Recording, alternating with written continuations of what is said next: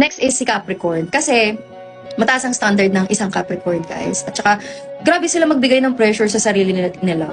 Yung kapag parang responsibilidad nila, yung mga tao sa paligid nila. Pero hindi naman yung mga tao na yun nagbibigay ng responsibilities dun sa Capricorn, guys. Pero for some reason, yung Capricorn na yun, parang feeling niya, responsibilidad niya, ayusin yung buhay ng mga tao sa paligid niya.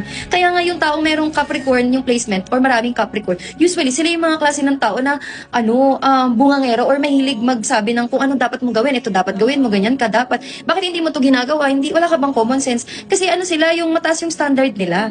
Na tipong parang hindi mo naiintindihan kung ano yung standard ng tao. Pero sa totoo lang, standard lang nila yun. Syempre, sila, masisipag yung mga yan. At saka yung tipong, malinis sa bahay, yung gawin mo to, yung parang kung ano kinakalikot nila. Kaya parang nangyayari, kapag yung Capricorn ka, yung nagkakaroon ka ng depression kasi nanggigigil ka na gawin ng ibang tao to na gusto nilang ginagawa nila. Kumbaga, nai-stress sila, yung tipong, ba't hindi mo to ginawa? Dapat ginawa mo to, ganon. Gets nyo ba? Yung, sinabi kong gawin mo to, pero hindi mo to ginagawa. Mga ganon. Parang napofrustrate sila dun sa bagay na, sana ginawa mo. Kasi, ako gagawin ko yan kahit hindi mo sabihin sa akin, pero ikaw hindi mo siya naisip na gawin. Gets nyo ba?